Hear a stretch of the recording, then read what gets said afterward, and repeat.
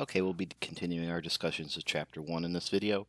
We're moving on to Section 1.6, which essentially deals with multiplying fractions. So the general rule for multiplying fractions are we're going to we'll multiply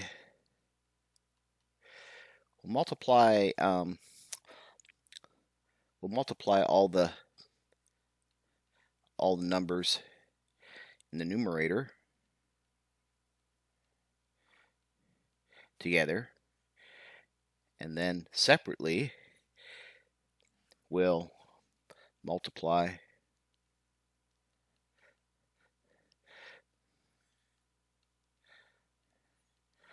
numbers in the denominator.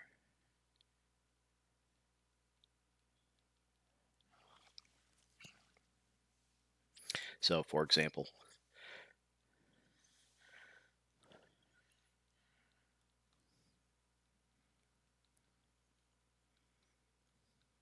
suppose we had 1/3 times 2/5. Well, essentially what we're going to do is we're going to go 1 times 2 in the numerator, and then 3 times 5 in the denominator for our result of 2/15. And that's your answer. Let's try another one. 3/5 times 2/4. So it's going to be 3 times 2 divided by 5 times 4 equals 6/20. So we can use this idea to go over how we reduce fractions.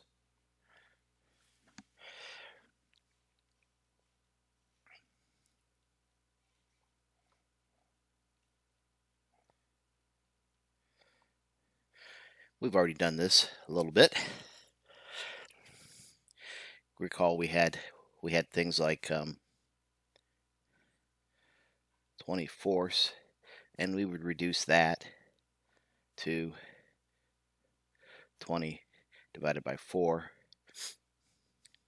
equals 5. Essentially, that's 5/1. Let's see how we might get to that with this multiplication approach we have up there. Well, 20/4, we know that this is the same thing as 4 times 5/4. So just kind of doing things backwards that we did up there, we can look at this then as like 4/4 times 5/1, because really this is the same thing as saying 4 times 1. And put that in red. We could always look at things like that in that light. So 4/4, well, we know that any number over itself is equal to 1. So this is the same thing as 1 times 5/1, which is 5/1. But usually we leave the 1 off and we just say this is 5. So it's 5 like we have over here.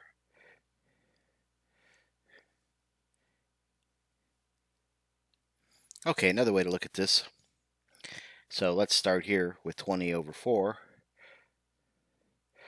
So what we could do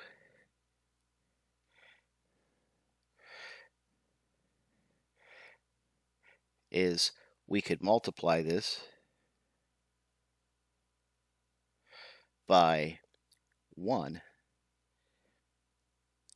So, of course, we're going to end up with 20 over 4 if we do that. But we can write 1 another way. We can write that as 1 over 4 divided by 1 over 4. So even though this is not a whole number, it's a fraction. Even a fraction over itself is equal to 1. So these two values are equal to each other. I wonder why I didn't convert over to red. So these are equal.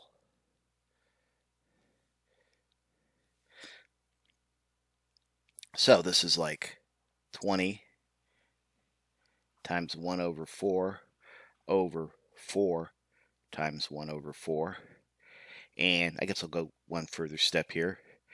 20 is the same thing as 20 over 1 up here, times 1 over 4, divided by 4 over 1 times 1 over 4. So 20 times 1 over 4 is 20 divided by 4 over 4 divided by 4.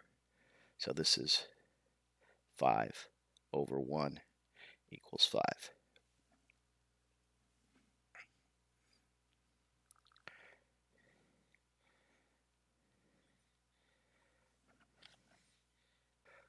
Okay, one thing that's interesting is when we look at this down here, we're actually talking about a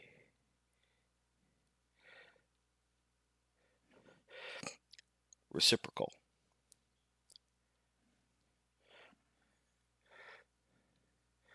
So 4 over 1 is the reciprocal of 1 over 4. And anytime you have a reciprocal, if you take the reciprocal of a number and you multiply it by the original number, you always get 1.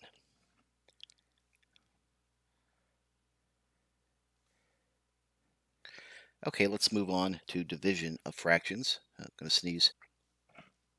Okay.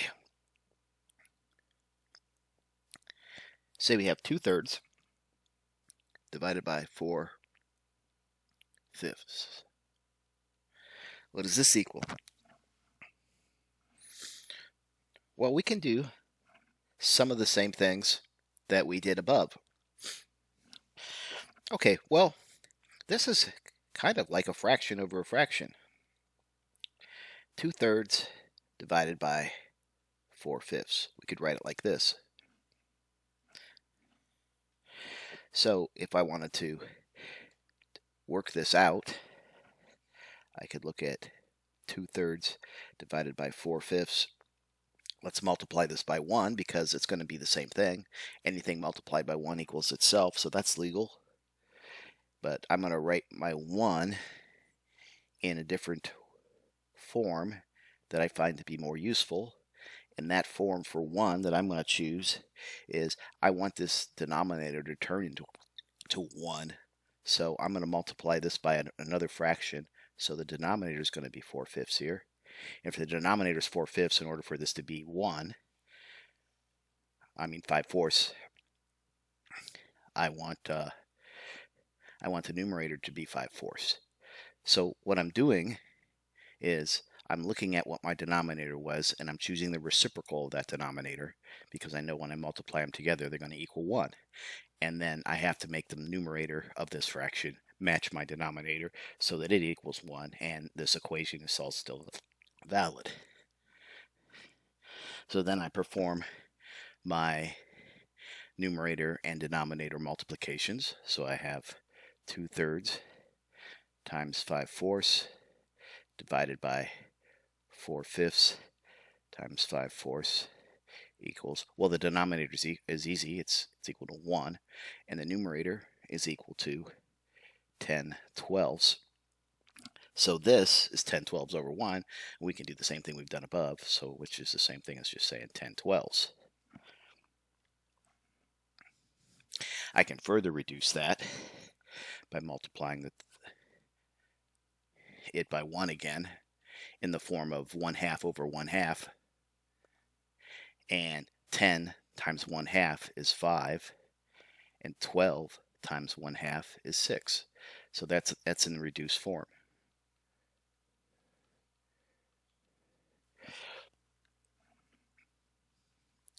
Okay, so you're looking at that and you're probably saying, well, that seems complicated. I learned how to do this much simpler in high school. Well, yeah, I imagine, but I'm just trying to show you exactly what you're doing. So if you look at this, you could see that you could skip a bunch of steps, and you could just say, well, hey, if I've got 2/3 divided by 4/5,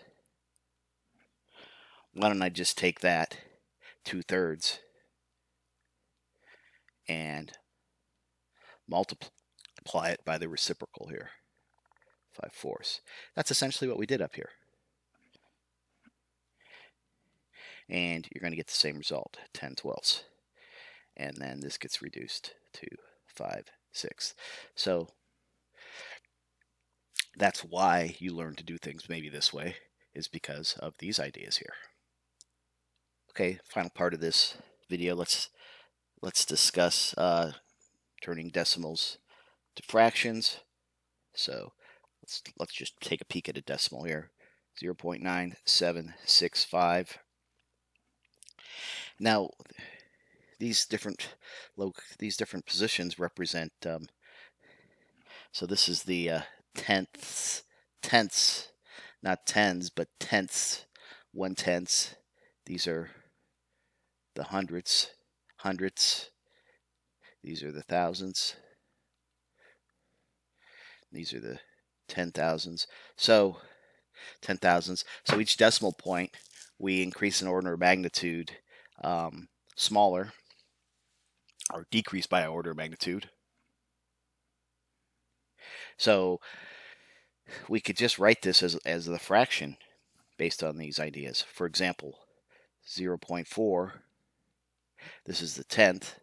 This equals 4. There's 4 in the tenths column, 4 over 10. Of course, we could reduce that to 2/5. 0.75 equals, well, there's 7 in the tenths and 5 in the hundredths. So 75 overall in the hundredths. And this will reduce to 3/4. I don't have time to go through that math right now. You can do that on your own. And 0.9765, like we have up there, equals 9765 divided by 10. So 10 100th, 1,000ths, 10,000ths divided by 10,000. And this is reducible because these are both have a common multiple of 5. So you can do that on your own and fill in the result there. All right, well, that finishes up section 1.6. So I'm going to end here.